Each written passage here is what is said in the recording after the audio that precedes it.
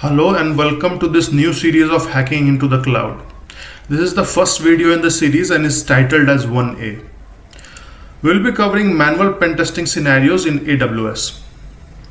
In the next slide, I have a few disclaimers. Please pause this video and take a minute to read through this slide.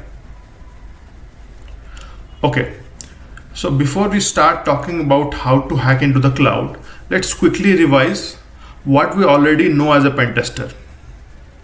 For the last decade or two, these have been the most popular attack vectors. If you need to hack into a company, you could do it by first directly through their firewall. That is, if the firewall is old, not properly configured. But that's not usually the case. So the second in the list and most popular method today is through the website or the web service.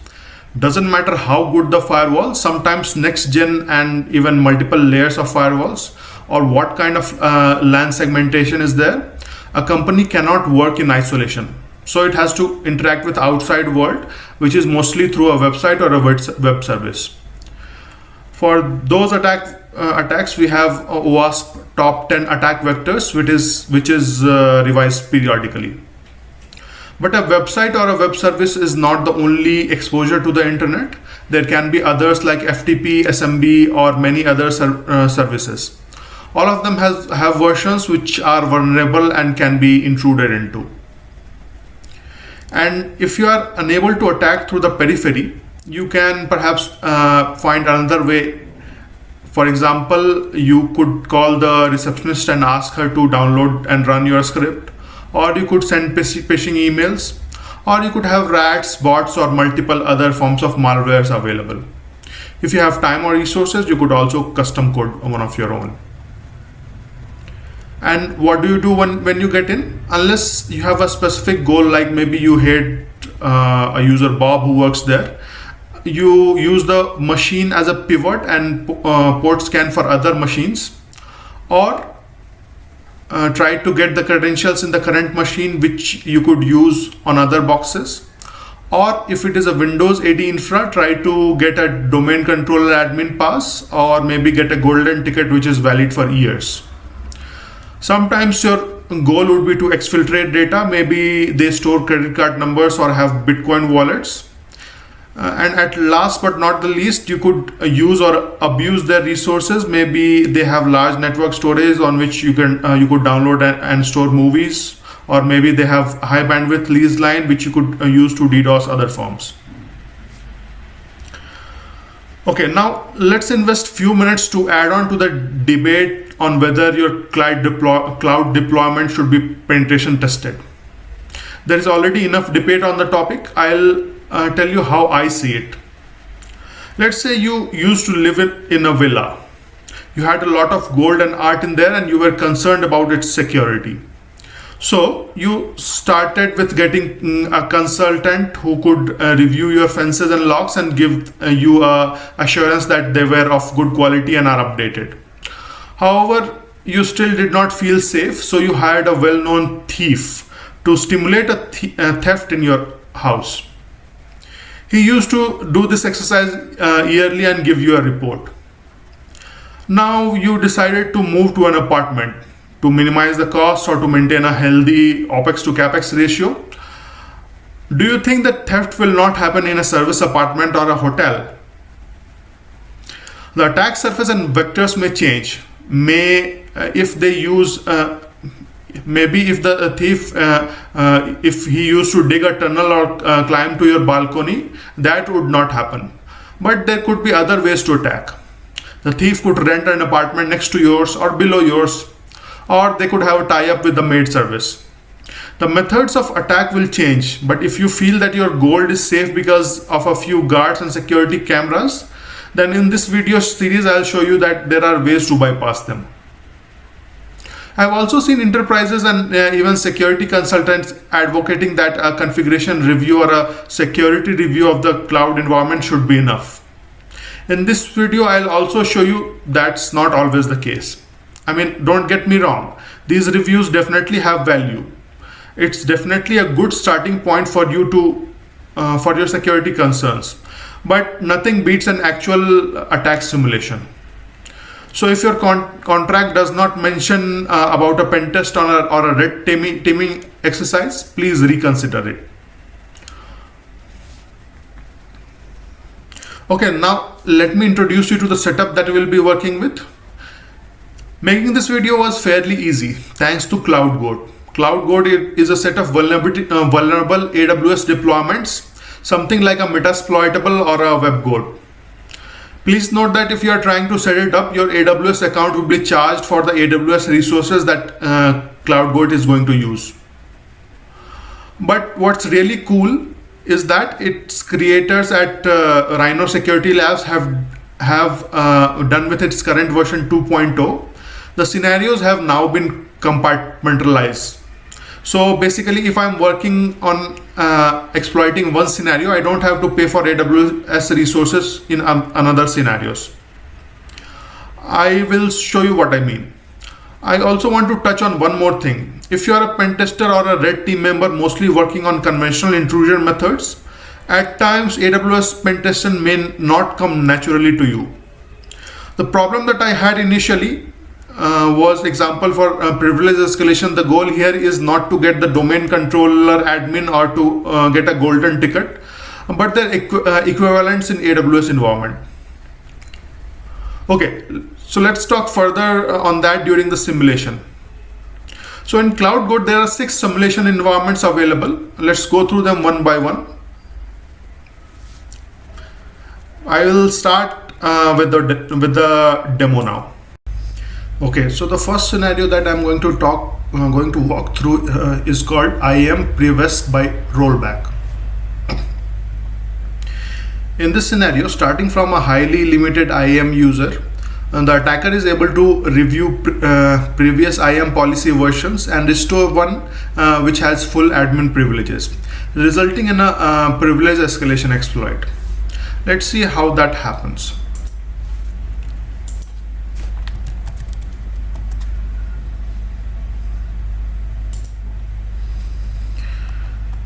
Let's create the cloudgoat instance. And to start the first scenario, the command is this.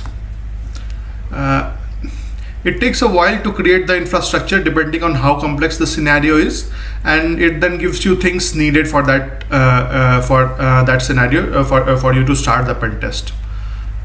So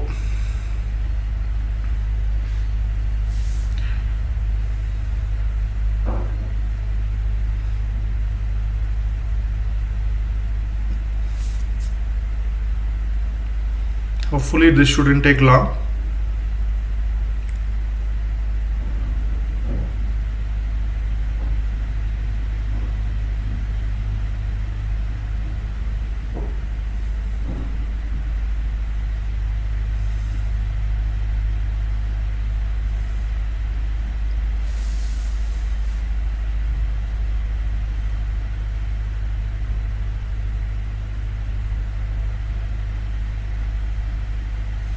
Alright, so the setup for the first scenario environment is now complete. So it says outful, you need to get your starting point at start.txt. So let's see what's there in start.txt. And we have cloudgoat. This is the scenario, and here's the start.txt. So here in the start.txt, we have the access key and the secret key. At this point, if you are thinking, oh, that's not going to happen in real world, it's more common than you realize. The first point to note is that it's a key and not a password. So unless you have a super memory, you will not be able to remember it. You'll have to note it down somewhere or store it. And unless you are using a password manager to store it, there are chances for someone to see and copy them. There are several other ways for them to leak and for you to find such keys. Sometimes they are embedded in the code, which can be found on GitHub or other code sharing websites. In other instances, they have been stored in companies' intranet unprotected, or have been stored in exposed S3 buckets. If you have compromised a machine, it is always a good idea to scan it for stored AWS keys, they are stored on a known location on Windows and Linux environments. Okay, so let's say that we found these keys somewhere, maybe on the company's intranet or on a Windows machine. So what can we do with them? Let's quickly configure them in our local machine. For that, the command is AWS configure.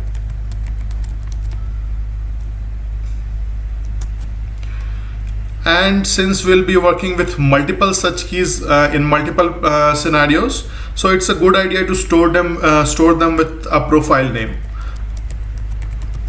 So I'm going to store them with the profile name R.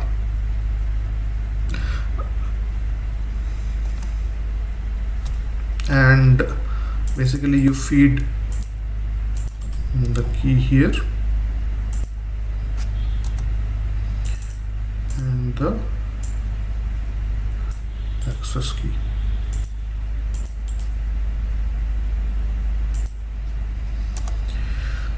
You also need to give the default region name. You can leave it blank, but it is always recommended to give something. I have given US East 1. And output format JSON is fine. Okay, so now our environment has been configured. Now let's see what we can do in this environment. So if we try to do a get user,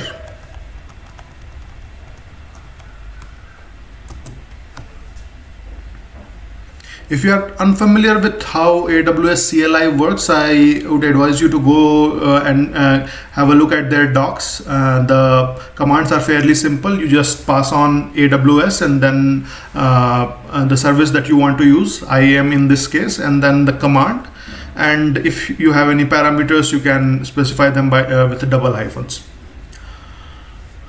Okay, so whenever I get a new key, this is the first command that I try. Even if this command fails, you always get the current user's name. So in this case, this is Rainor. And what else can we list using this? So this is IAM help. In case you are interested, you can also read through this in the CLI itself. And let's see what more we can list. Can we list users? So these are the current list of users available. There is one cloudgoat, demo user, Rainor, and also a test user. What else do we have? Can we do a group listing here? Yes, that is also allowed. And there is just one group called admin group. Let's see, are we part of that group? So if I do a get group on the group name admin, so there are two users in that group, test user and demo user, and the current user Rainor, as we know, is not a part of that group. That's okay. What else are we authorized to do? Can we list all the roles available? So it is allowed in this account, and there are 4 roles. First is elastic load balancing role. Second is service role for RDS, and then we have a support role, and finally we have a trusted advisor role. So that these roles have not been helpful because they are specific to AWS services. Can we do anything more?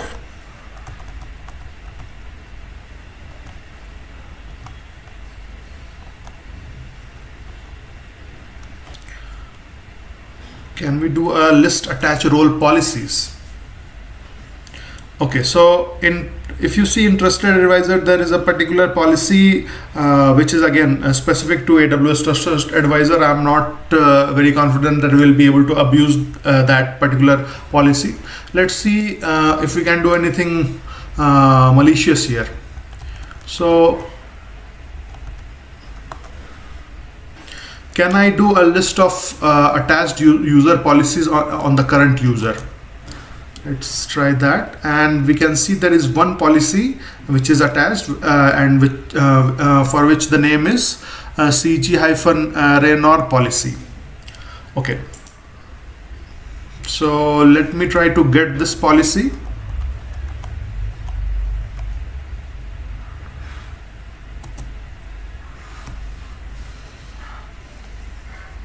So there are currently 5 versions of this policy available. Let me try to get a particular version of this policy, and so if we see current version enabled is version 1, and in version 2 basically the policy itself has changed. How do I know that? Instead of version 3, let's get version 1. And so in version 1 we are allowed to do a get on anything, we are allowed to do a list on anything, and there is one more thing allowed, that is set default policy version. And in version 3 the policy itself has changed. So what if I enumerate all these policy versions, and maybe if I am able to get anything useful out of them? So let me try to get a version 2. So we have something in version 2, a little more privileges are granted, but that's not the version that I'm looking for. Maybe we can try with version 3. And 3 we have already seen. What's there in version 4? So basically in version 4 it says on anything allow effect of anything. So basically if I am granted this permission, basically I'll be able to do anything on the AWS account. Let's quickly try to run a command which I know we will not be able to run, and let's try to create a user. So we get an error saying that user is not authorized to create another user.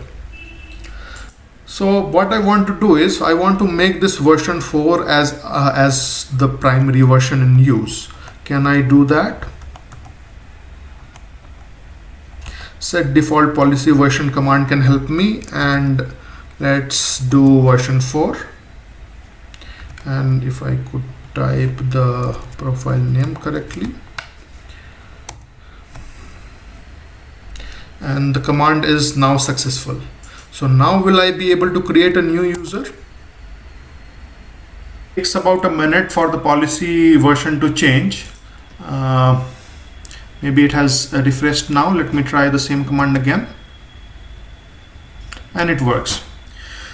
So we saw in this particular scenario how if set policy version is allowed, a user can elevate his elevate his privileges, and he should be in some scenarios he would be able to grant himself admin privileges. Now let's talk about if we would have done an audit of this account, or maybe of the whole AWS account, would we have been able to catch this? So there are two primary tools which are used for this activity. Actually there are multiple tools, but the tools which are fairly popular are Scout Suite by NCC Group, and second tool is Prowler. So these tools take a significant amount of time to run. I have already run them. And the first command that I used was running Scout using the profile R, and if you try to run it using the profile R, basically you get a bunch of error messages because that's not the intended way to run it. the expectation is that the profile from which you will run this audit tool is should have audit permissions or admin permissions, and that profile that I have is cloudgoat. Similarly with Prowler as well, if I try to run it using the profile R, I just get a bunch of access denied errors. But if we run it using the admin profile that we have, and that is cloudgoat in this case, this is the report. So let's look through this report. It says that MFA has been disabled, access key is more than 90 days, uppercase, lowercase requirements, policy missing, MFA is not enabled for the root account. CloudGoat has managed policy directly attached. So if a user has managed policy directly attached, then it issues a flag, but not specifically to policy versioning. And after this, we do not have any IAM related findings. Of course, there are a lot of CloudTrail and security groups and many other findings, but there are no identity and access management related findings in Prowler. Moving on to Scout Suite. Scout Suite runs, when it runs, it generates a report, and that report should be available in the Scout NCC folder. So this is the report that we are looking for, and it has around 18 findings for IAM. And let's see if there is any policy version related findings. Password reusable, lack of MFA, root account, lack of key rotation, multiple API keys, user without MFA.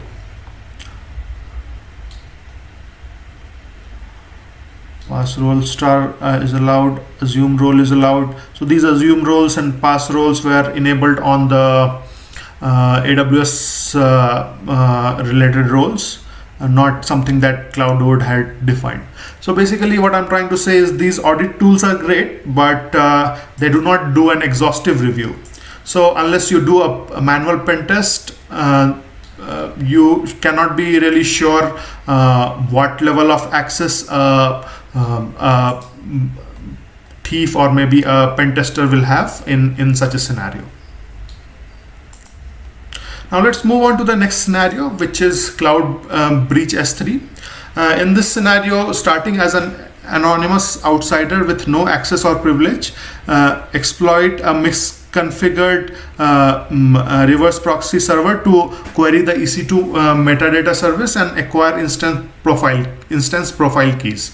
Then the attacker will use those keys to discover, access and exfiltrate sensitive data from a S3 bucket. Okay, so a quick revision. The pre-available resource that you get with this scenario is not a limited user access key, it's a EC2 instance IP. So let's quickly jump into the scenario.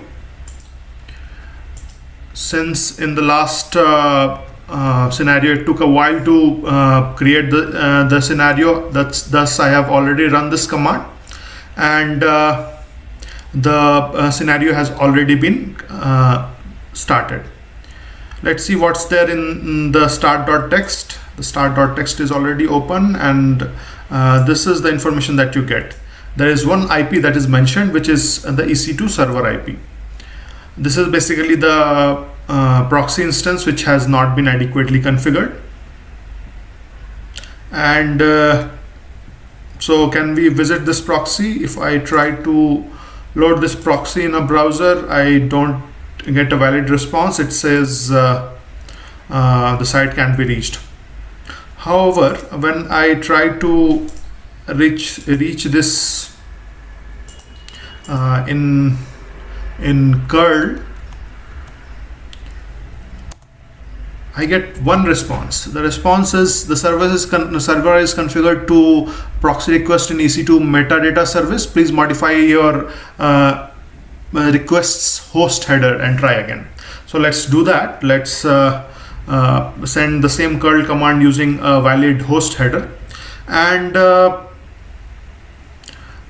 not sure if you are familiar with how packets work. Every packet is embedded with a lot of headers. One of them for HTTP request is host header, and that's what we are going to modify now. If we do not give any value in host header, then basically our current IP is taken as the current host header. Sorry, the website that we are trying to reach is taken as the current host header. However, if curl gives us the flexibility to modify the host header, so let's try that.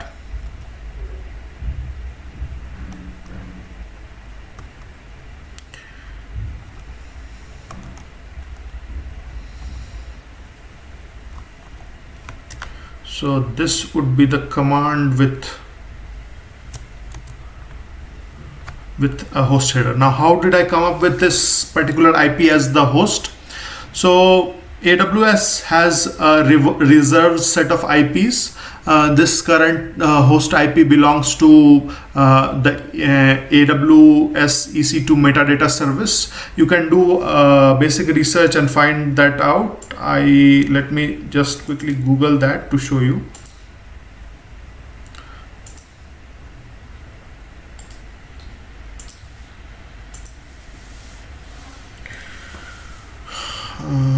What is this IP address? Let's see in server fault. So this is a dynamically configured link local address, or used in EC2 and other cloud computing platforms to distribute metadata to cloud instances. You can go to this link and research more. Let's see what is the output of this command. And we get a valid response. Basically, this is the directory listing of what we would have seen for this particular machine. And I could manually browse one by one to go to latest and then other folders, but I have already done that. And what I'm interested to know is to go to latest, then folder metadata, then IAM, and then security credentials. And do we get anything there? And we get a role name, CG Banking WAF role. Now let's see whether we can actually get the credentials. Basically, for that we'll have to make a query to the role itself, and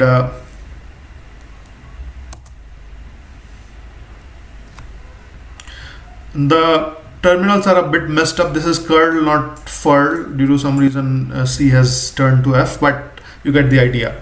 So now we have got a valid response, and in this response you can see the access key and secret key are also mentioned. There is something, a new value, that is a token. If you are familiar with how to sign in to AWS CLI using the MFA prompt, then you should know what this token is. If not, then I'll just show you how to configure it. First, let's use these keys that we have got as a response from this proxy server, and let's do that by running AWS configure. And the profile name that I'm going to use is E, and let me give it the access key. I'm selecting US East 1. You can select whatever value you want. If you are working with cloudgoat, that is the default region that cloudgoat selects, so it's safe to use that. But in actual scenarios, you should try with each region possible. They're not a lot. It's a list of around 12 to 15 regions. Okay, so the profile E has now been configured. What can we do with this new profile? Let's see. Can we do IAM list user? So what was the command? AWS IAM get user -- profile, and here we have E. So Basically, we get an error saying that an error occurred when calling get user operation. Security token included in the request is invalid. So we have got a token, and AWS configure did not ask us for the token. How do we configure this token? There are two ways to do it. One is to configure your environment variables. That procedure you can perhaps Google. I am going to edit the AWS credentials file. The command is simple. You can use any text editor and then give it the file location, which is .aws credentials, and here we have the profile E mentioned, and I think the value is AWS underscore access underscore token, and hopefully this should work.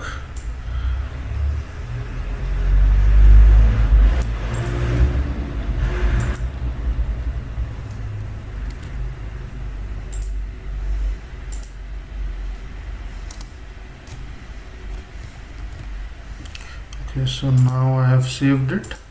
Let me try to get user.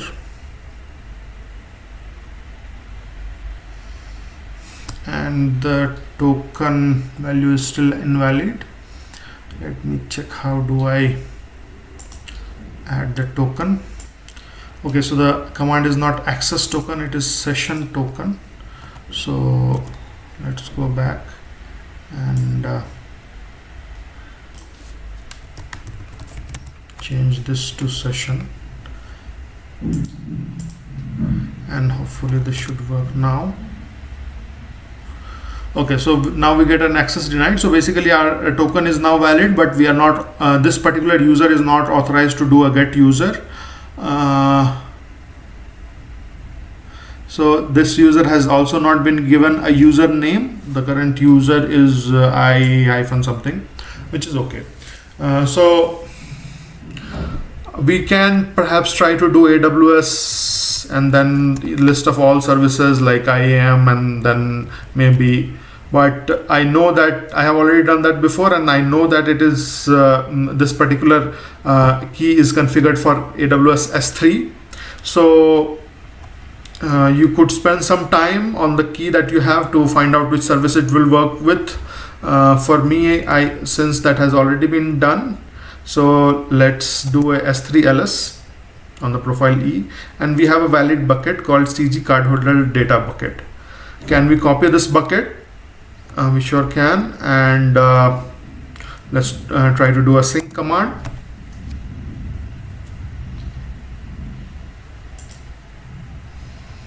And this the contents of this bucket have been downloaded to cloudgoat bucket data.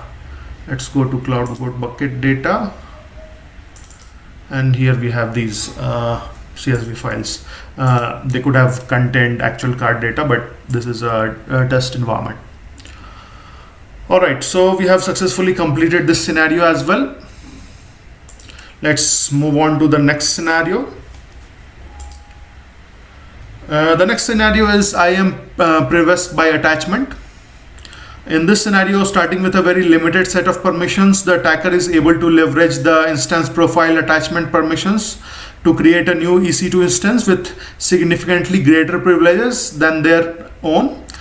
With access to this new EC2 instance, the attacker gains full administrative powers within the target account and is able to accomplish the scenario's goals. The scenario goal is to delete the supercritical security server, and perhaps he's going to do further notorious actions.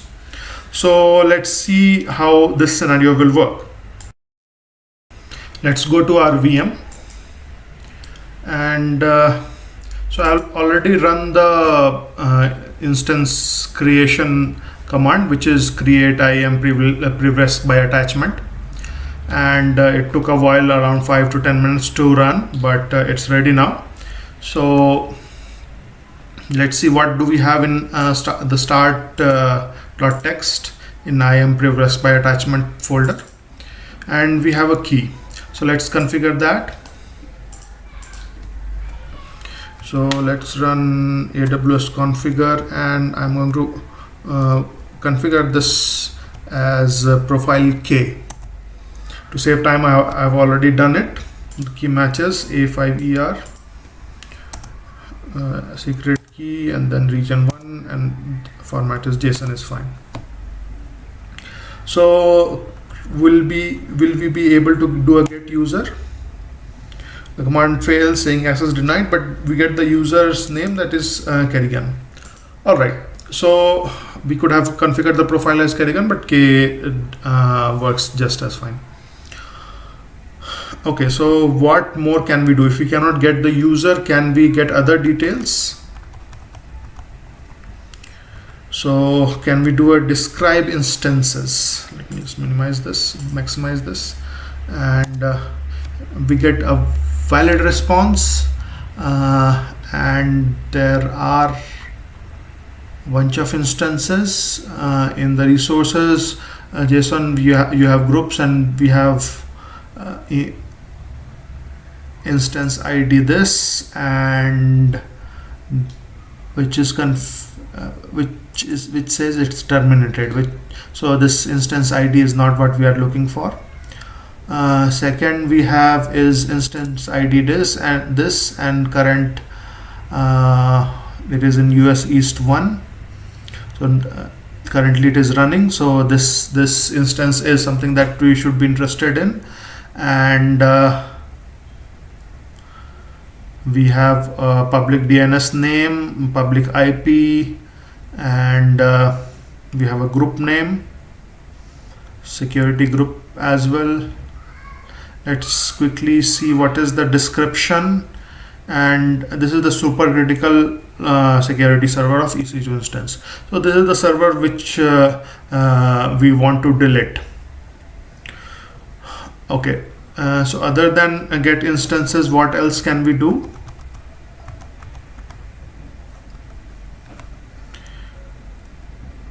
Can we list instance profiles? What are the instance profiles that we are and that are allowed? So we have one instance profile name, that is make instance profile, and within that instance profile there's a role called make role. Okay, so there is one instance profile configured.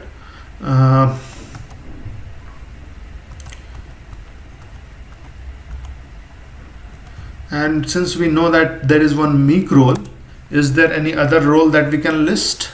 And yes, we can. So there are a bunch of other roles.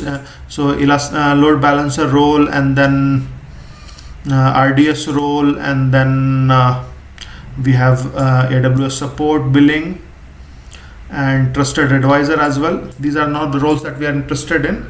The role of interest is the make role, which is already attached to the make instance profile, and then there is one more role which is mighty role, which we can see in the list, but I'm not sure we would be able to access that.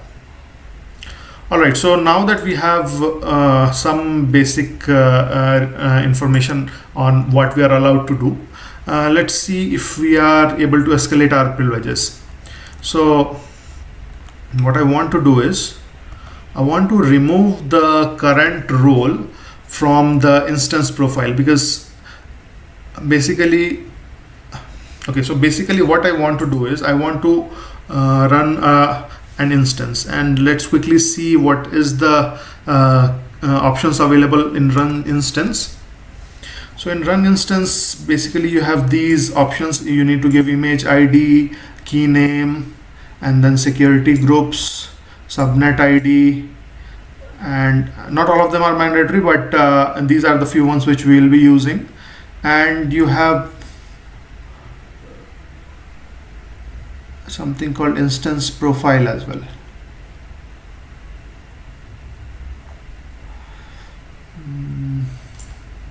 IAM instance profile. So basically based on that profile, the privileges of the VM would be decided.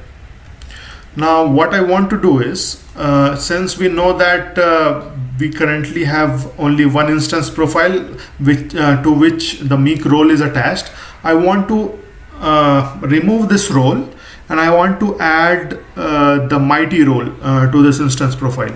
Let's see if we are authorized to do that. So if we do a remove role from instance profile name is meek instance profile, which we got from here, and role name is meek role, which we got which again was attached to that profile. Let's see if this command goes through, and yes, we are able to remove the role. Can we now add? So now I'm trying to attach add role to instance profile, and instance profile name is meek instance profile, and the role that I'm trying to attach is the mighty role. So the role has now been attached. Let's see what is the disk list instance profiles look like now, and we see that meek instance profile now has mighty role, which is great. Now we should be able to run our instance with this profile. But before we are able to do that, we need to run basically a bunch of commands. We need to first create a key pair. So key pair in AWS is basically a way to access a virtual machine. AWS will save the public key locally on your desktop, and private key will be saved in AWS, and you can associate the private key with a VM, so that if you want to launch the VM from the public key, you would be able to do that. So let's create the key pair using this command. The command is AWS EC2 create pair, and I'll name the key as Alok, and profile should be K, and it has been configured. We have this this key, and the key is in text format. I want to save this as key format, so the command for that is echo, and here we'll I think it's -e.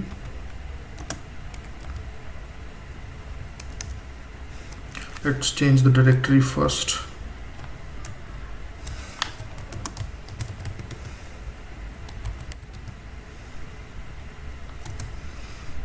And echo -e. Here I'll give the key, and output I want to give as Alok underscore key.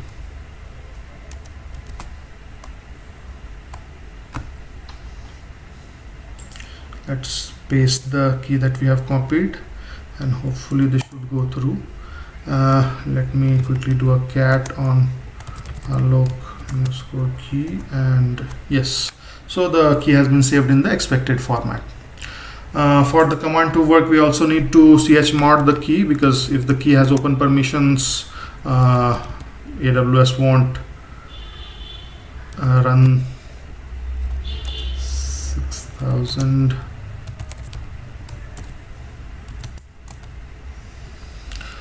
All right, so the key has now been created. Now I also want to look at what are the available subnets and what are the available security groups. So let's see the subnets first, and we have a list of subnets. Many of them are basically default subnets for in each availability zone. We are interested in this public subnet, and the subnet ID for this is here, and I am also interested in security group.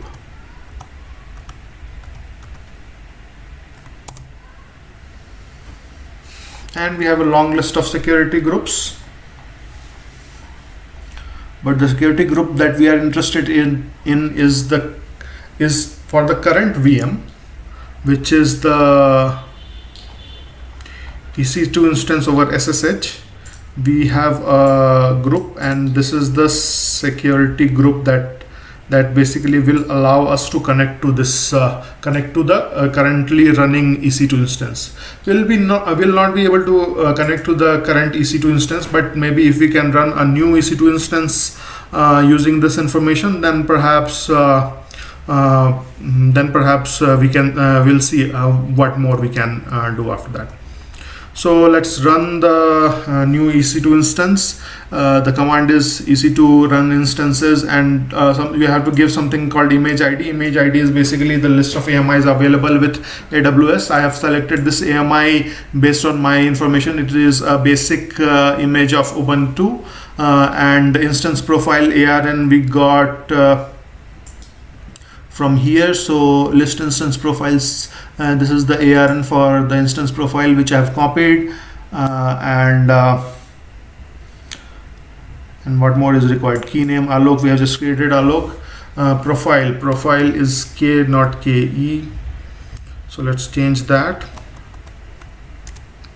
And subnet ID is subnet ID we just saw in above, and a security group is F5C, and we have F5C here. Subnet ID, let's reconfirm that, and subnet ID was FCB. So FCB, okay. So hopefully this command should work. Let's see. Alright, so the command worked, and we have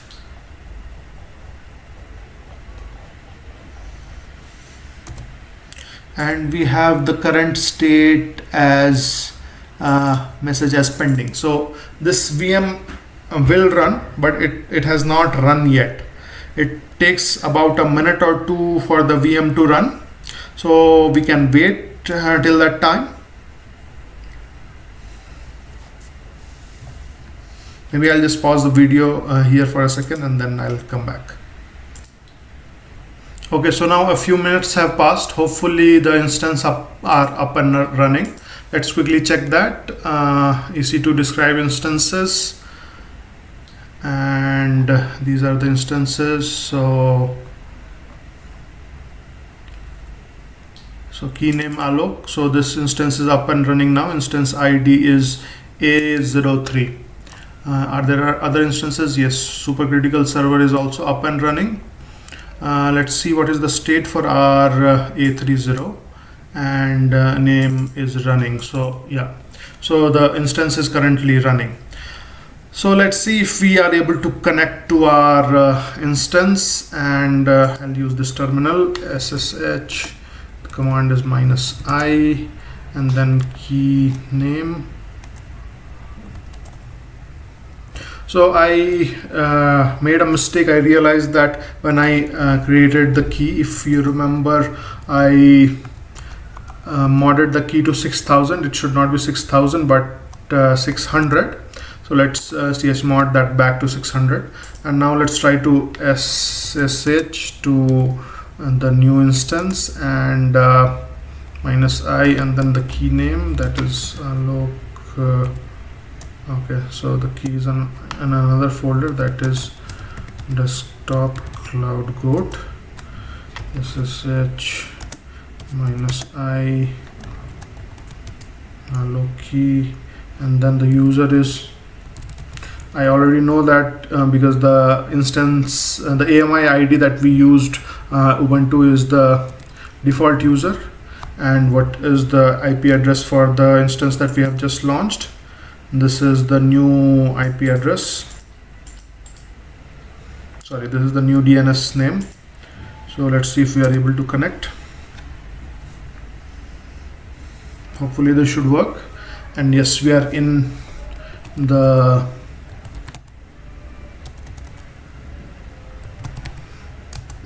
VM. Let's see what is the IP address for this VM.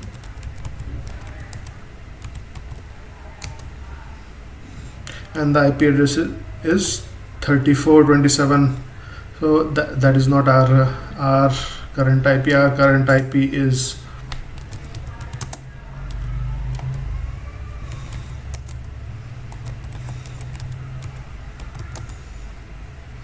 Our current type is 103.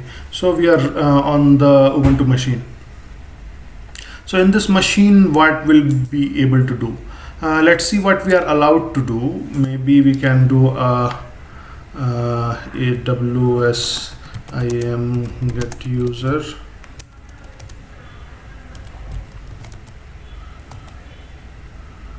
Okay, so AWS CLI is not installed. Let's do that.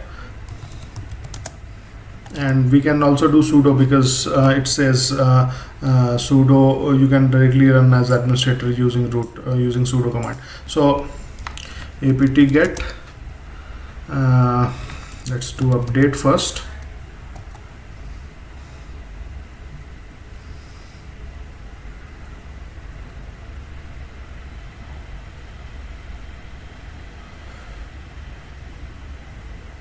So this is a T2 micro instance, so things could be slow.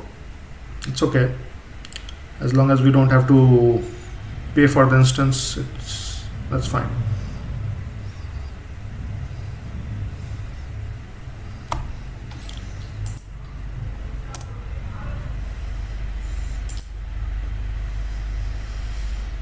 Okay, so now let's do sudo apt-get install AWS CLI.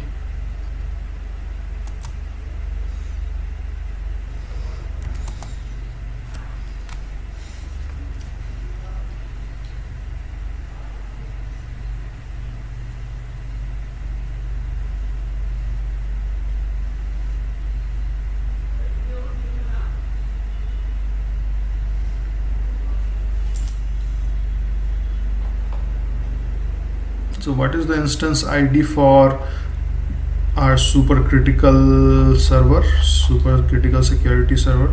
This is the supercritical security server.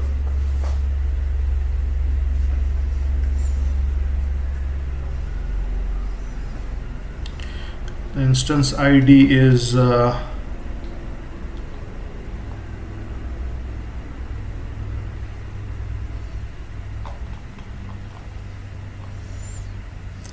instance ID is I something. Let's keep that handy.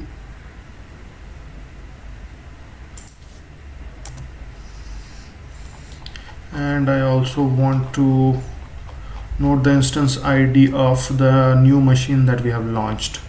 So this is our new machine, right? No, this is the supercritical security server. So this is the new machine and its instance ID is A03. So critical server is D15 and new machine is A03. If you remember, the goal of the scenario was to terminate the supercritical server. So hopefully we should be able to do that.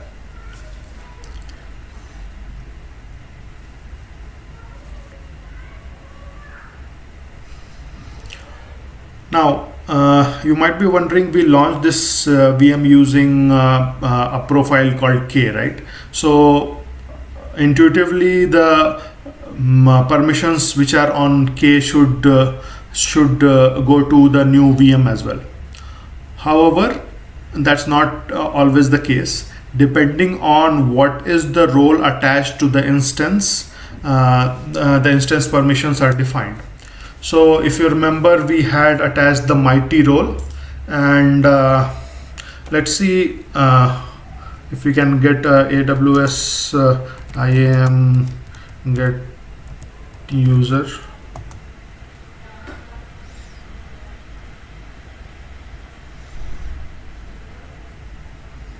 Okay, so we are not using credentials, so that's an issue. That's okay.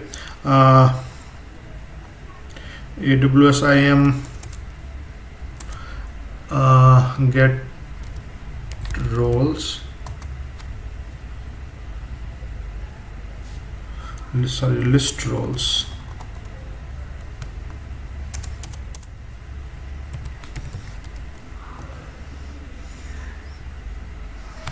So there are two roles, mighty role and maybe I'll do a get role on this role name.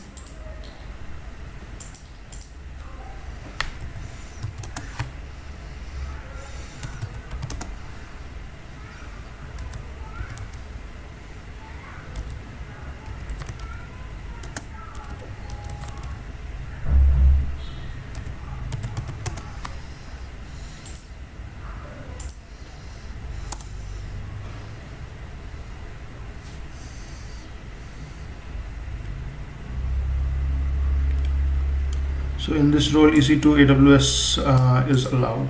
I also want to do list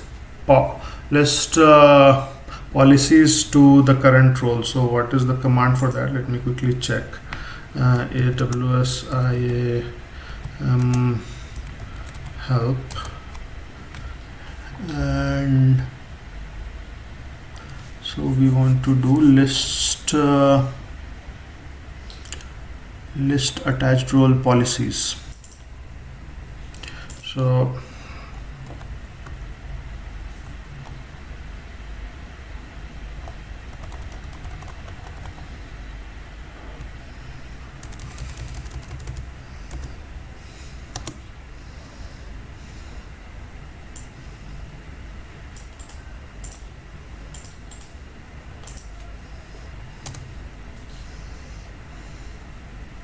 So the EC2 mighty policy is there, and then I want to do a get policy. What is the command for that?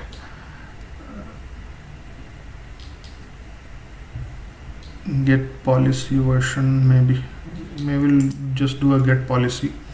AWS IAM get hyphen policy, and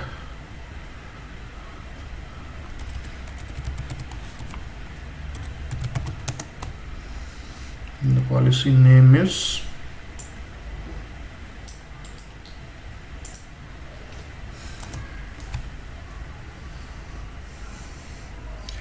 okay. So it will only accept policy ARN, which is okay.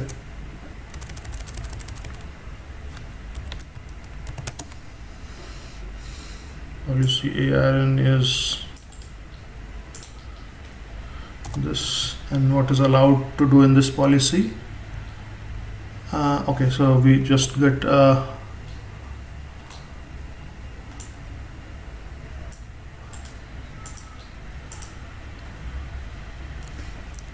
version available. AWS IAM get policy version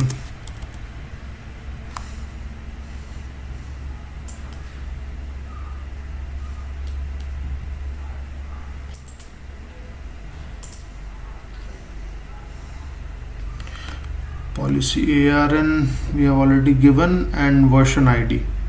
So we need to give version hyphen ID, that is v1, and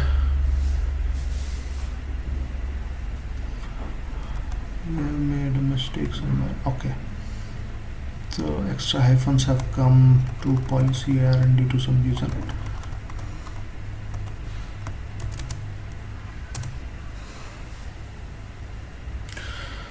So now we have the policy. Basically it allows any action on every resource. So now effectively we are the domain administrator on this account. So now if we want, we can terminate the instance. The command for that is AWS EC2 terminate instances :instance ID, and first we want to terminate the supercritical security server.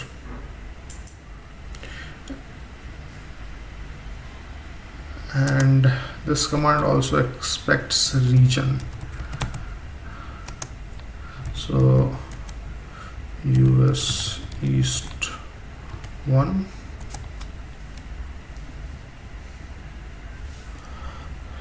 and I made a typo. TAN.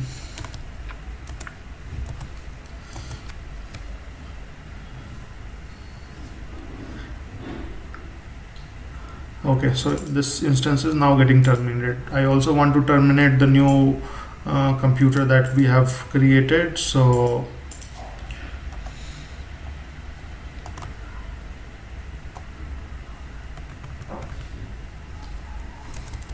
the reason I'm terminating this new instance is because cloudgoat, when you give it a destroy command, it does not terminate the new things that you have created. So I have not shown you how to destroy the scenarios that we have created so far. So the command is destroy all. Let's run that, and it will destroy everything that it has created for you for this particular scenario. However, it would not have destroyed the new instance that we had run using this command, but we ourselves have terminated it using the terminate instances command.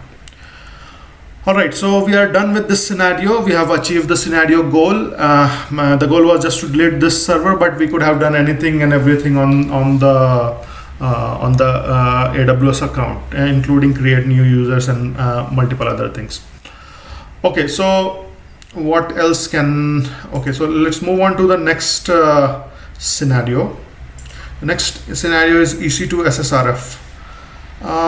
So I have tried a few times, but I cannot get this particular scenario to work. There is something wrong with the cloudgoat code, and basically the unzip function does not work as expected for the packages of Node.js. Maybe I'll try this again, and maybe in the next video I'll show you this scenario. Moving on to the next, which is REC web app.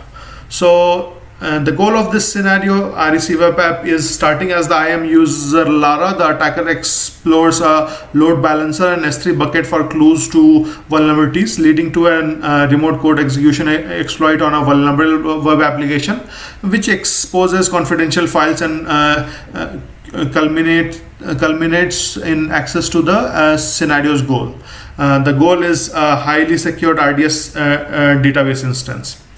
Or there can be other way to intrude into this remote code execution web app as well. The attacker may start as the IAM user MacDuck and enumerate S3 buckets, eventually leading to SSH keys, which grant access to the EC2 server and the database beyond. So let's see how we will intrude into this. Okay, the video has become fairly long now, around 1 hour, so I'll hurry up and I'll run through these scenarios. The next two scenarios, REC web app and codebuild secrets, are fairly large, so hopefully you will pause this video wherever you need to see through things, and maybe you can play a few seconds again and again in case you don't get it for the first time. Alright, so let's jump on to the REC web app scenario. I have already created the scenario, and let's see what's there in the start.txt file. This is open from the last time, and here is the web app, and here is start.txt, and we have been given two access keys, one for Lara and one for MacDuck. Let's start with MacDuck. I have a feeling that this will be fairly quicker. And so let's configure MacDuck. The command is AWS configure profile, and I will just go with M. And access key I have already fed in, and secret key as well, default output format as well. Alright, so we can run through what are the services configured for this particular key, but I have already done that, and there are two services. One is S3 and second is EC2. So let's go with S3 first, and let's see what are the buckets available. And there are three buckets: keystrokes, logs, and secret. Let's see if we are able to list any of these buckets. And let's start with logs. Logs we cannot list. Can we list the contents of the secret bucket?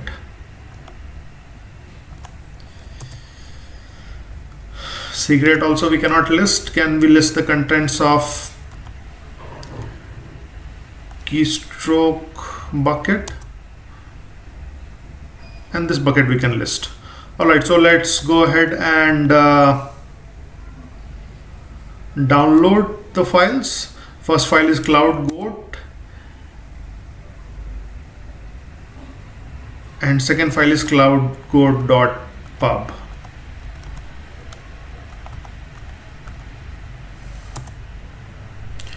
So now we have these files in the macduck folder. Let's do an ls. Yeah, so these files are present.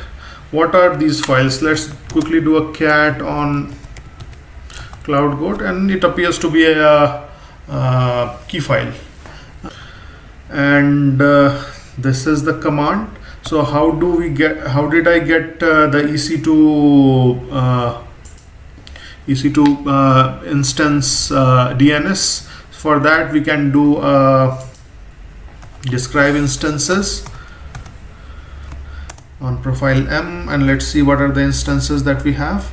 So this is the instance, and this is how I got the instance DNS: 552, 206, and 256, and 71. All right, so let's try to connect, and we will get an error that the key file is not protected. So let's chmod that to 600, not 6000 that we did before, and now if we run this, so the connection is now successful. Okay, so what will we be able to do after we are connected to this instance?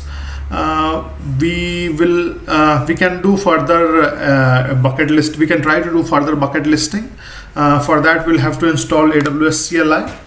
Now, AWS CLI, if you have set this whole thing up in default settings, does not install, and you get an error saying that the lock is not available. You need to do a 5-minute googling on that, and then basically you need to kill the process which is creating that lock. The process number is 2599. I have already done all of that just to ensure that the video does not become too long, and let's go ahead with the scenario.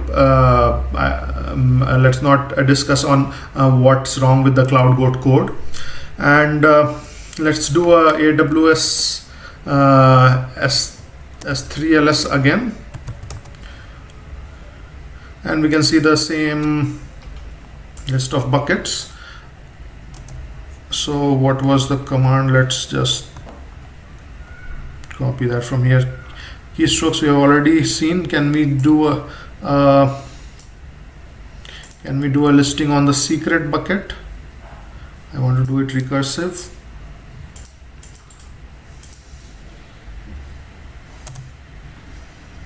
And we can see the db.text.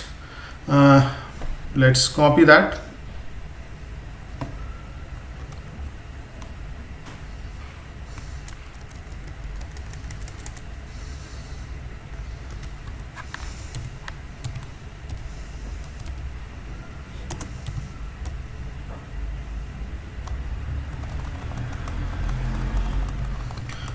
And we need to change the ls to cp. So the command is fairly simple: AWS S3 cp source, and then target. Target is dot, that is my current folder, and it has been copied to db.text. Let's do a cat on db.text, and this appears to be a text file. Dear Thomas, for the last time, here are the database credentials. Save them to your password manager and delete this file when we are done. So When you have done so, this is definitely in breach of our security policies. Great. So DB name is cloudgoat, DB username is cgadmin, and password is purple puny something. All right. So this appears to be an email from Lara. So now this is the database credentials. So what kind of database is there in use? There are not a lot of DB services in AWS. I mean, we can try to list what are the databases in the current VM that we are currently logged in, but in interest of time, let me quickly tell you that it is an RDS database instance, and let's quickly do a AWS RDS describe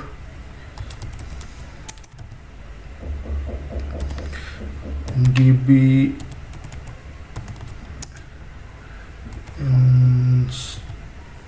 instances. Hopefully I'm not making a typo, and we need to give the region as well. So region, let's go with US East 1, and I did not make a typo. So we have the databases, and the address for this database is CGRDS instance, and the port is 5432. All right, so basically we need to connect to this database. So if you have worked in Postgres, if you have worked with RDS or with PostgreSQL, you know how to connect to such databases. The command is PSQL and then the URL with what protocol you want. So it's PostgreSQL, and then the server DNS.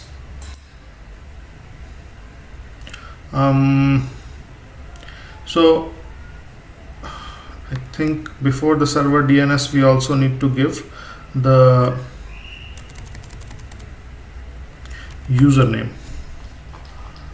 So the username was what? cgadmin. So cgadmin @ and then DNS of the server, then port 5432, and then let's connect to Postgres. Or we already had the DB name, right? DB name was cloudgoat. Okay.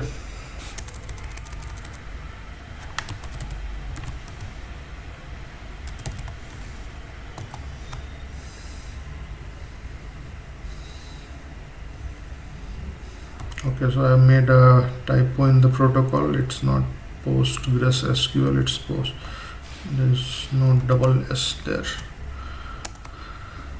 And it is asking me for the password. The password was what?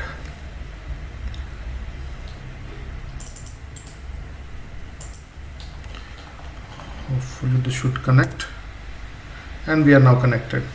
So we can do a quick describe tables, and there is the sensitive information. So let's do a select star from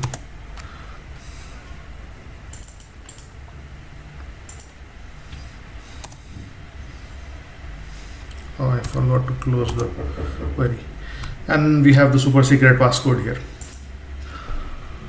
Okay, so let's quit from this, and let's exit from the so now we are done with the MacDuck scenario. This was the target value which we wanted to get to. Why couldn't we directly do a connection to PLSQL using from our current instance? Let's try that as well.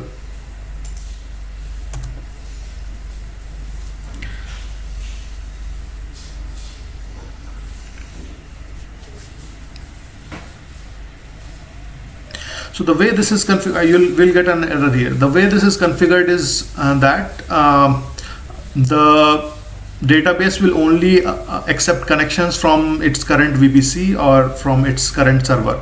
So current box that it is from its VPC endpoint or from its VPC server. So that's the reason we cannot directly reach from our current machine to the database directly. So we have successfully logged into the VPC, and then we have extracted the confidential value. Now let's see if we'll be able to do the same with the other profile, the other user one access key, that is for Lara. So let's go to our VM. Let's configure profile Lara. Where is the key? The key is in start.text.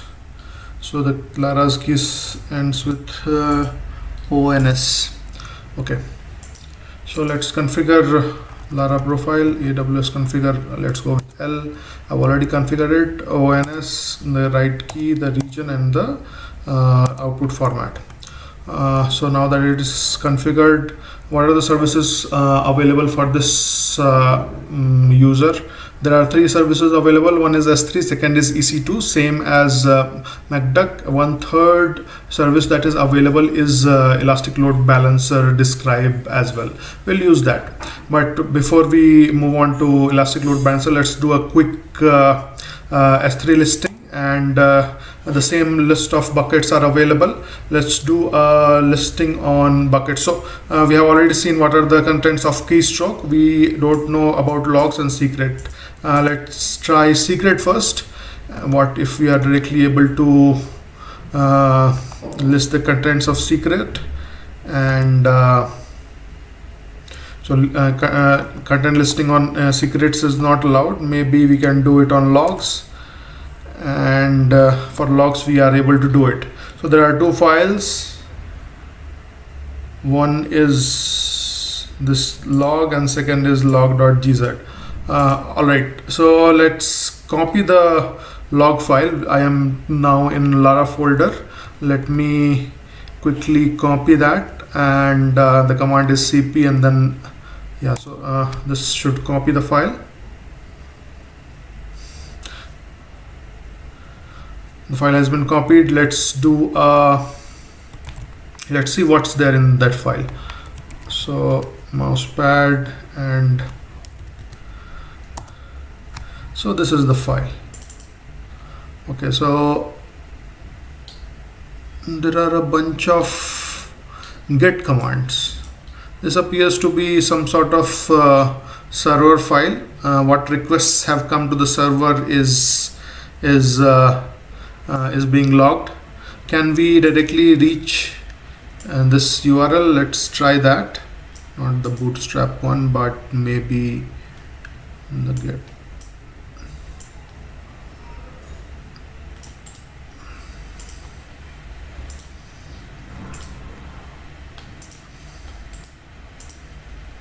So we cannot reach that URL. That's okay. What are the files that it is currently serving? So there is some HTML file which is not very conventional, and then there is bootstrap, the default directory, ICO file, nothing much of use, just one MK, some random HTML file is there. We'll see what that is. Let's do so the way it would be configured would be that there will be one VPC, and there should be a Elastic Load Balancer which should then lead your way to the instance. So maybe if we have the IP for the Elastic Load Balancer, we should be able to reach that. Let's see what is the IP for Elastic Load Balancer, and we have the DNS for Elastic Load Balancer as this. Can we reach that? And we can reach it. That's great. So is there anything useful in here? Not much. I mean, there's a bunch of text. We could do a control U, but it's just So this is an injection that my antivirus has done, nothing to do with the server. So that's fine. We are not able to do much on this page. But if you remember, in the log file there was one random HTML page. So where did that go? So this random HTML page, let's see what that is.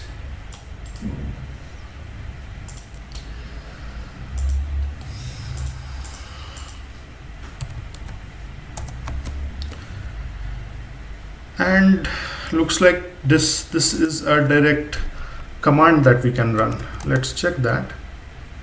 And yes, we can run direct commands here. So how do we exploit this? Basically, now this is like any other Linux based pen test. You have a remote code execution and you want to log into that machine. The simplest way to do it would be to just inject your SSH key, SSH private key here, and maybe you could connect using your public key. For that, the command that you want to run would be SSH hyphen keygen, I think. Yeah, so you can enter which file you want to do, and this command is pretty straightforward. At the end of this exercise, it will give you a private key and a public key. So what I have done is I have already copied this private key in a text file, and let's go there and let's open that. And this is the private key that has been configured. And what I want to do is I want to inject this private key into authorized key of the box that is running this. So how would we do that? The command is echo and then the key. I'll insert the key value here, but before that, let's echo it to the right path, and the path would be for Ubuntu machines. It should be on home/ubuntu/.ssh/authorized. Hopefully I'm not making any typos keys, and let's paste our key here.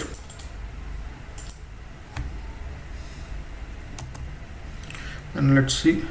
So the command failed, saying that syntax error, unterminated quoted string. Apparently only this much, our query cannot be very, very large, which we tried to send, and only this much of a query went through. So there is some sort of buffer protection, which is okay. So how else can we insert our key in their authorized keys? So that would be fairly simple. We can store the key in some public URL, and then we can directly download the key from there. I have already uploaded it to a public URL. This is my GitHub library, and in which I have uploaded the key, and I can just do a wget here. Hopefully this should work. And let me do an ls, and we have the something.txt. Yeah, so that's what my file name was, something.txt. Okay, so now we want to do an echo, and then not echo, cat on sorry, let me not make any typos, on something.txt, and we want to feed that to ubuntu/.ssh/authorized_keys. Hopefully this should work. Okay, let's do a cat on this just to ensure that we are not making any mistakes. And the key that we have is Kali ADE, and was that the key? AD, yes. So our key has now been inserted. So what can we do now? We should be directly able to connect to the instance. So the shortcut command for that is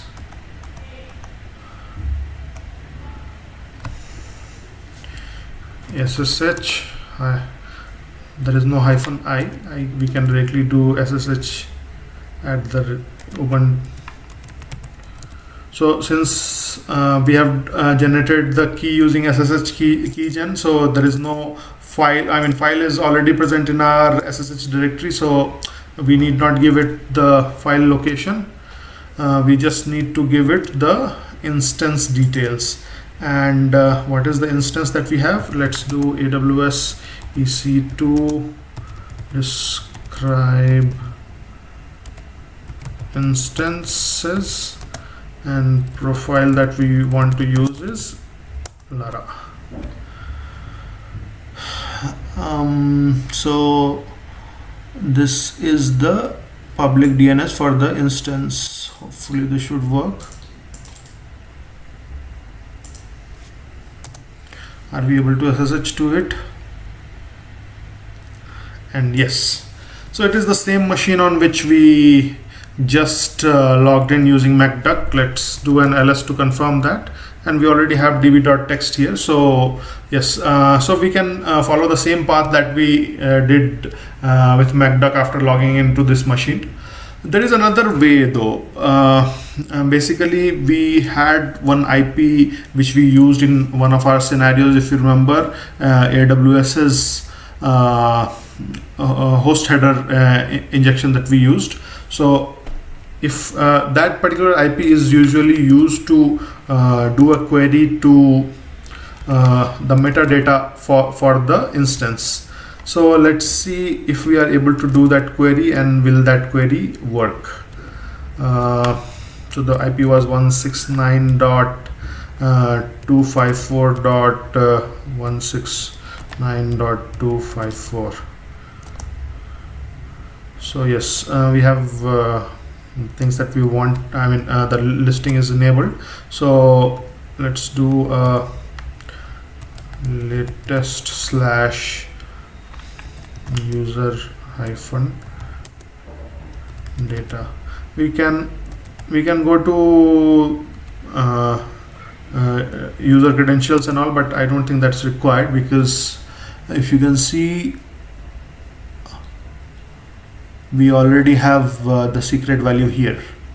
So no need to connect to this, but if we wanted, we could do that.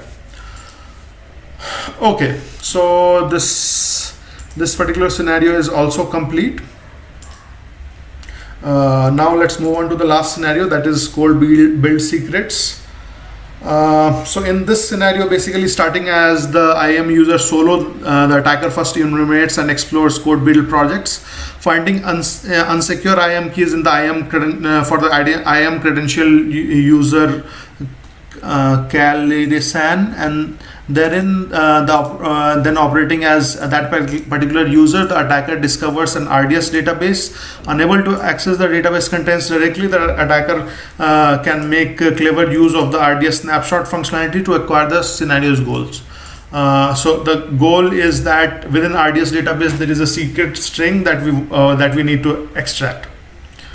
There is another path for this as well.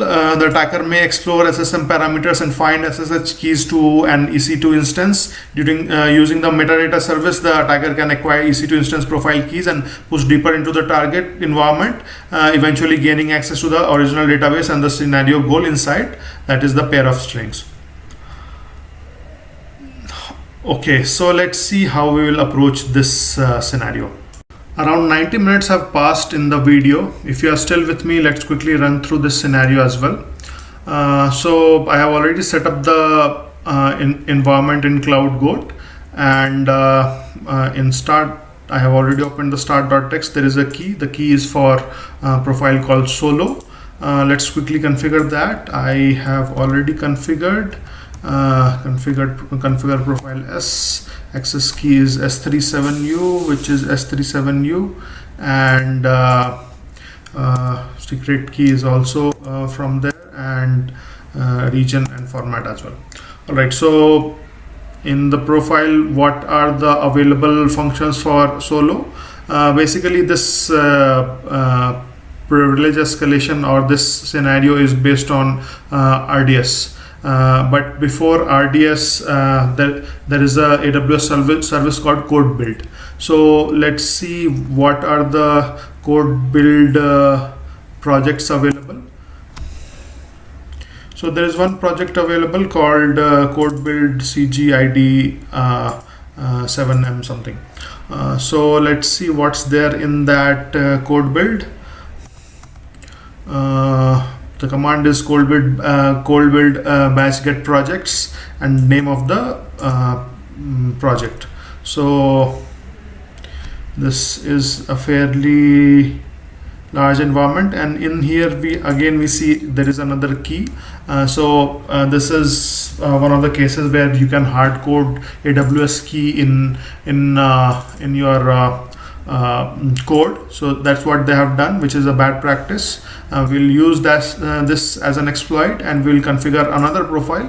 The profile name appears to be Carlesian. I am poor with names, so I'm just going to use configure profile C, and I have already configured it. So the key is the same, HFNB, and now that the profile is configured, what can we do? So we can do a describe DB instances on RDS. This particular key is related to RDS, as you can see in here. So Linux container and service role. So I mean, we could try to browse through and do a recon on the key, but I have already done that, so I know that it is for RDS, and these are the instances available. So the instance address available is this, and it is running is 5432. Usually RDS instances are not publicly accessible, as we saw in our last scenario. It is accessible through a VPC, but you can change that. If you have a RDS instance, you can configure it to be publicly accessible. Let's try quickly whether we can access this RDS instance or not. So the command is, as we remember, is a PLSQL and then the URL. So URL I have already copied from here, which is for RWC. This is for RWC. So this is right. Let's see whether we are able to directly connect to it or not. Anyway, we don't know the password either, so even if the connection goes through, we will not be able to kind of connect to the instance. But let's see whether it is publicly accessible or not. I'm hoping for an error here, and yes, apparently the RDS instance is not publicly accessible. So what can we do?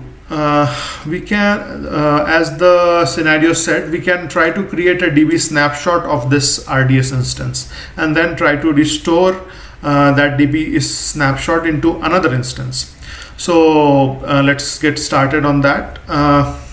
The command for that is create snapshot, create DB snapshot and DB instance identifier, which I have copied from here.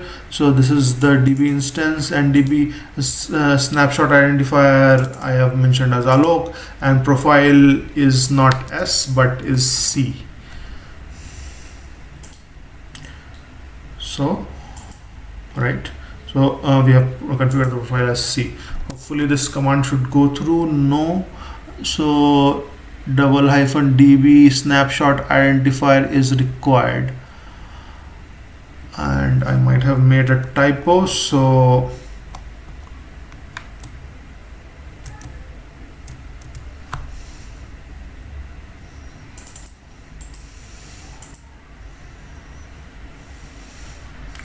hopefully it should go through now, and this snapshot is currently being created. Okay, so now that the snapshot has been created, I will have to restore this snapshot to another RDS instance. But before we do that, let's quickly see how we can make it publicly accessible. Let's do a describe on DB subnets and security groups. So these are the subnets available. This is some subnet group, and in 1B, 1A subnet is active. This could be a default one. This description says a subnet group only for testing with public subnets. So this is the subnet that we are looking for. Here there are two subnets. One is C3F and another is 7A5. I'm going to go with C3F because it is in US East 1A. That is the default subnet that we should be working with. Hopefully that will work. And let's also do describe on security groups. So these are the security groups available. Let's read it from top to bottom. And the security, this is a bit confusing. Okay, so and the security groups available here are, so I'm not interested in port 22. I basically want to make port 5432 available. So whatever security group is associated with that. So this is the security group that is associated. Group name is this, and I am looking for identifier. So the group ID is this. All right. So now let's do a AWS restore. I have already typed the command in, and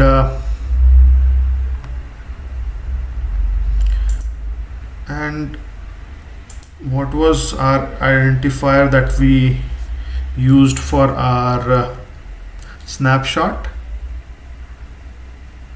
Create snapshot identifier was alloc. So snap instance identifier I have named new as alloc instance, and snapshot identifier should be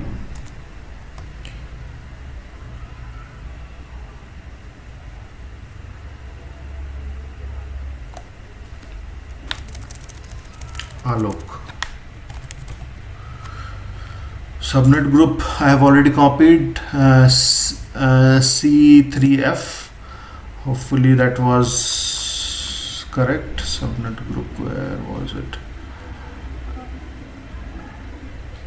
C3F, which is on A for public subnets. This is correct, and I have added a hyphen double publicly accessible, and VPC security group ID also we have added. So we want to make it publicly accessible, and security group that we identified that we want to use is 429B. So this is 429B. Okay, hopefully this command should go through. No, what is the mistake? And the mistake is I have forgotten to add RDS after AWS.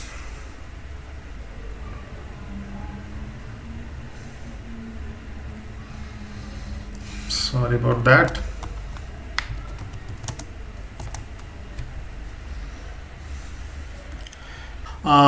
So I figured out what my mistake was. Basically the name expected was the value expected was the name, and I was giving it the subnet ID. So the name I have copied from here.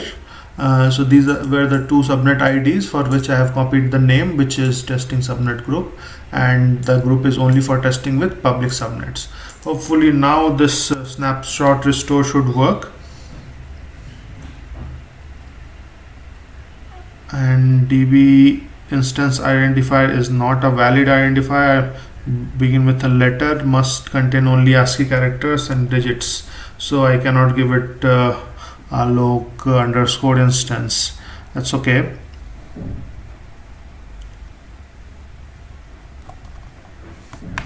Let's give it alloc. Let's just go with alloc I.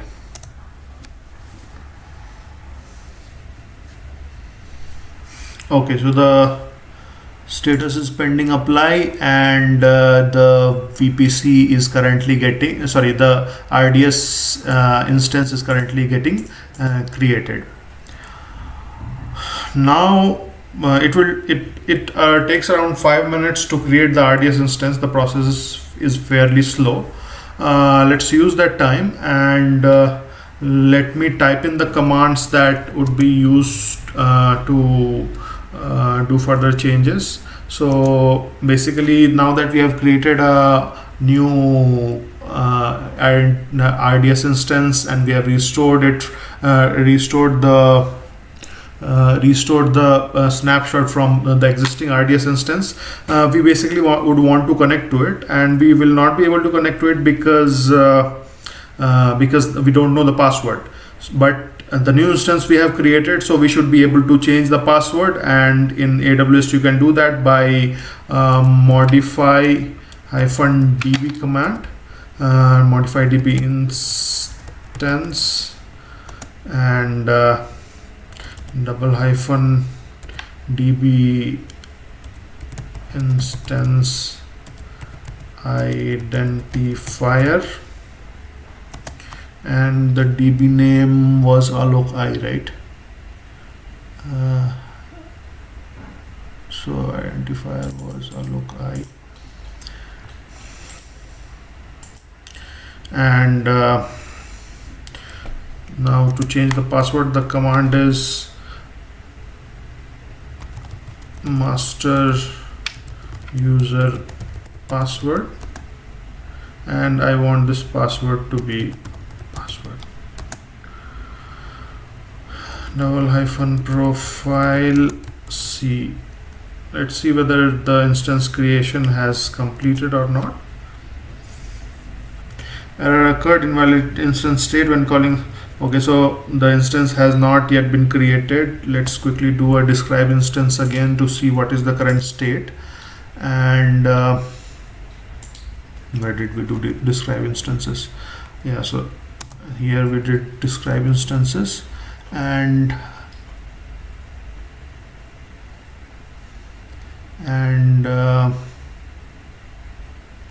what are the instances available? You know what, this is too clumsy to read. Let's paste it here.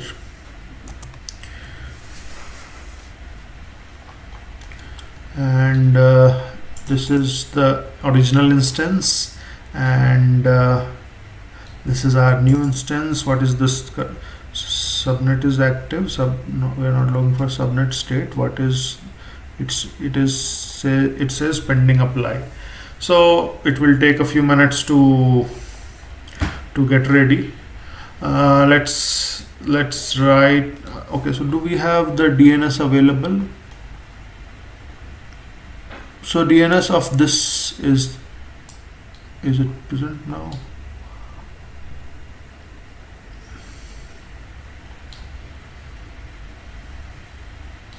So we don't have the DNS available yet. It takes about 5 minutes to get created.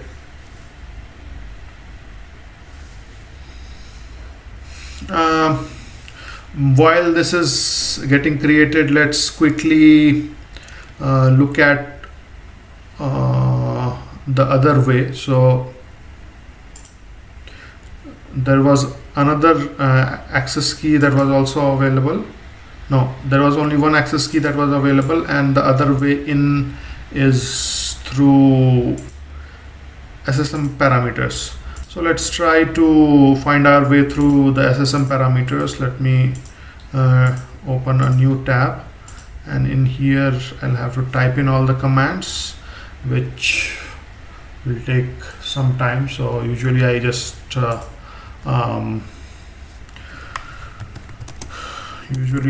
type them in before, but since we have time,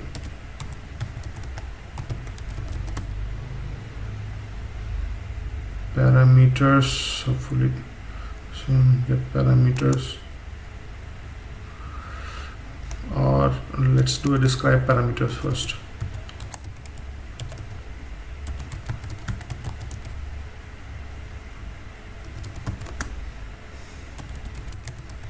So the starting key that we got was for profile S, it is solo, and there are two keys, one is private key, one is public key. Can we directly do a AWS SSM get parameter, and the parameter that we want is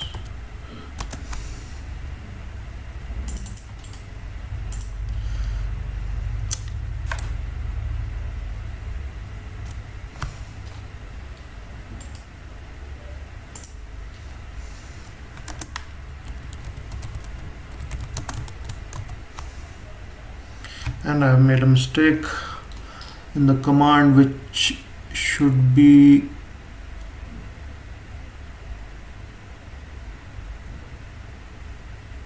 I don't know what. Okay, so get private invalid choice, valid choice are okay, so I have missed a hyphen between get and parameter.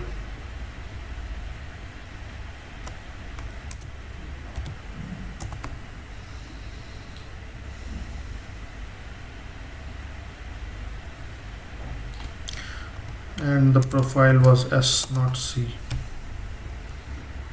Okay, so we got the value of private key. This method to get in looks fairly simple. We already have the private key. Let's check whether instances have been created now.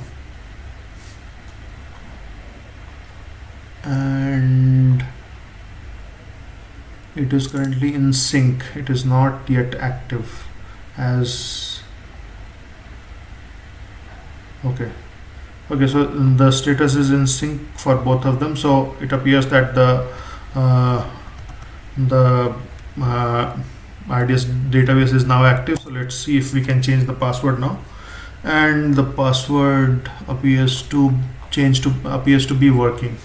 So now that we have changed the password, what can we do? We can directly try to connect, and the command for that was psql postgres and then the DNS username and then the DNS. What would be the username? So the username, I think we remember from our last database, it was cgadmin, and this user is fairly present in all RDS deployments, so safe to say that this should work. And did we also have the DB name?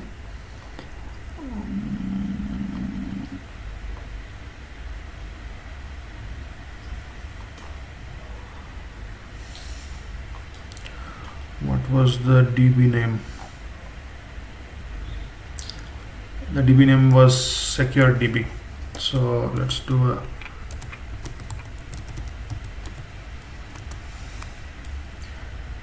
so it is asking for password, and the password that we set was what?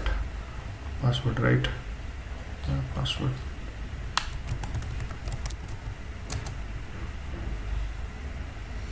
Okay, so now we are logged into the Postgres database. Let's do a listing of all the databases available. Let's change our database to secure DB. The command that we used was DT. So there are three tables. Sensitive information is one of them. Let's directly do a select star and select star from not clipboard.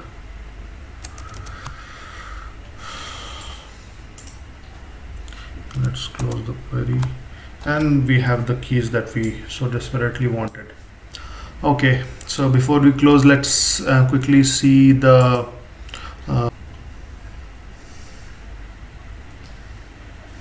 and we want to write it to key2. Okay, so now let's try to connect to the, we did a describe instances, right? What was the instance IP?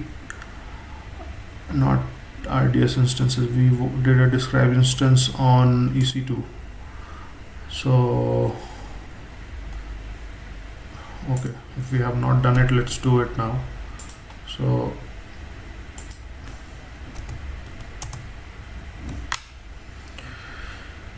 AWS EC2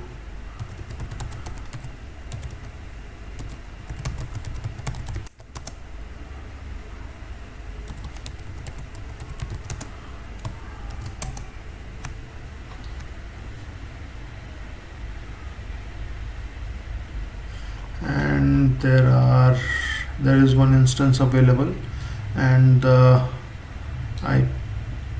public IP address DNS name is this. So let's try to connect to this. The command is ssh -i. Before that, let's do a cat on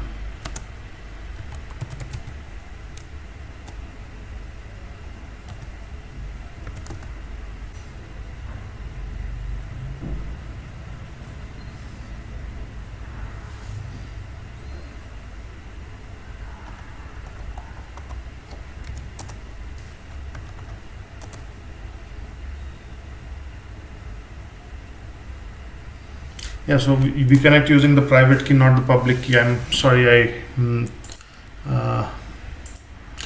I'm too exhausted to remember that at the moment. Alright, so now that we are connected to the Ubuntu machine, what can we do? So we'll have to install AWS CLI here. Let's do sudo apt get install AWS CLI.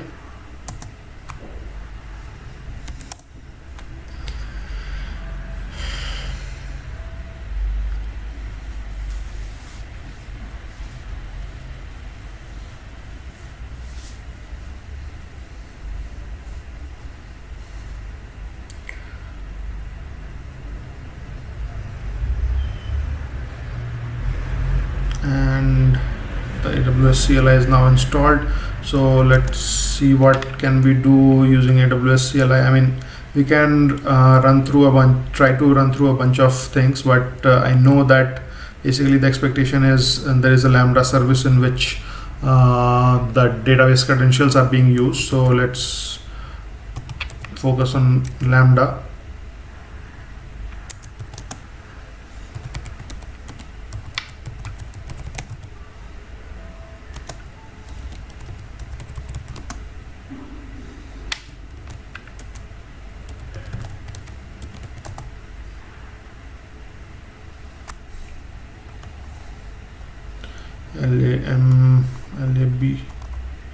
LABDA. Yeah, so we have the DB user CG admin and DB password as this. We can try to connect to the RDS DB instance using the same command that we did before.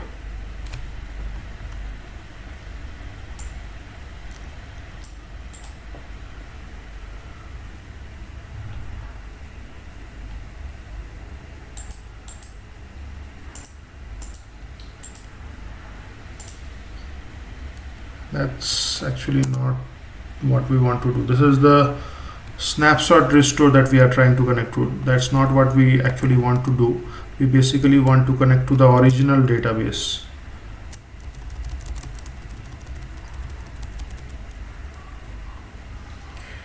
So snapshot, so we can connect directly from here. That's not what we really want. We want to connect to the original identifier. So this was the, was it, this is EC2 describe instances, no, this is DB, this is the address for DB instances, and let's paste that. And now let's try to connect. And do we know the password? The password is here, and we are connected. So we can do a listing on that as well, the same way that we did. All right, are we good to close? So one last thing, we could have also done a curl on, I mean, to get our current metadata of this VM. We could have done a curl on HTTP. If you remember the IP, it's 169.254.169.254, right?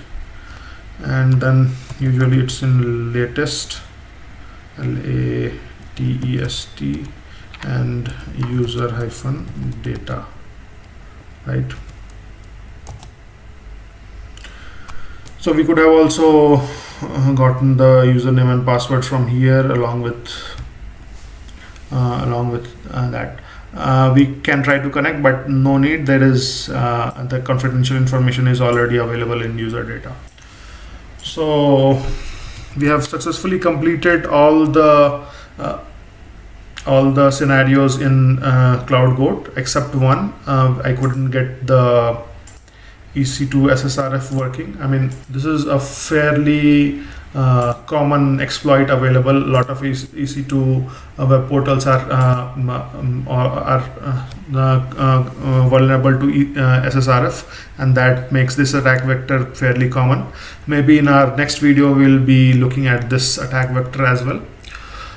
Before we close, let me give a quick credit kudos to security labs for cloudgoat, Paku, and AWS Elevate. They have been really helpful.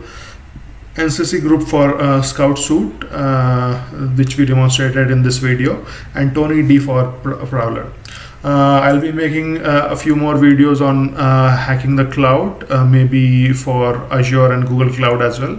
Maybe one more video on AWS is needed, so that we can cover the EC2 SSRF and other exploits which are not available in cloudgoat. Thanks for staying with me for so long, and hope this video has been informative for you.